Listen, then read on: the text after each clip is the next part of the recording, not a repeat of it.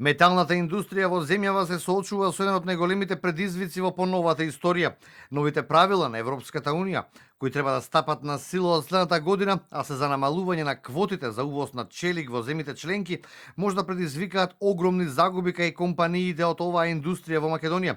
Токму компаниите кои се дел од металната индустрија во земјава се тие кои се главните извозници во Европската Унија. Податоците велат дека дури 70% од челикот произведен во Макстил завршува во Унијата.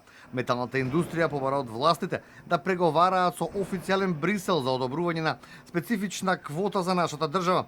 Барањето на бизнисот е Европската Унија да ни овозможи извоз од 70.000 тони квартално. Тоа би било доволно за да може да продолжат непречено да работат.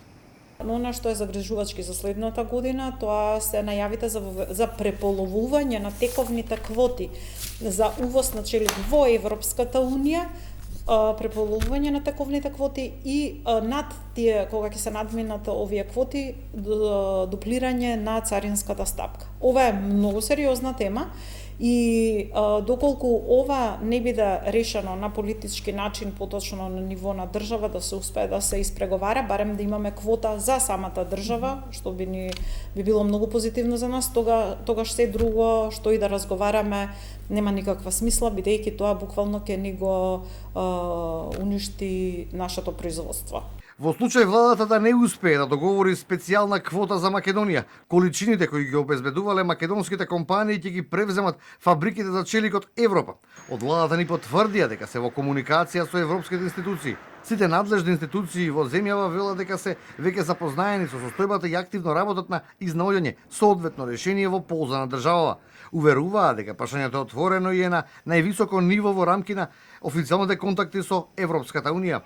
Република Северна Македонија е земја кандидат за членство во Европската Унија, со ратификуван договор за стабилизација и асоциација и со целосно согласена надворешна и безбедносна политика со Европската Унија.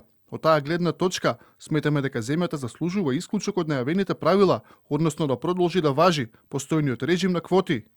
Металната индустрија во земјава вработува неколку илјади лица од земјава. Само во Макстил се ангажирани речиси 1000 лица кои индиректно придонесуваат за уште 3 до 4 илјади други работни места. Според пресметките, оваа компанија учествува со 2% во бруто домашниот производ.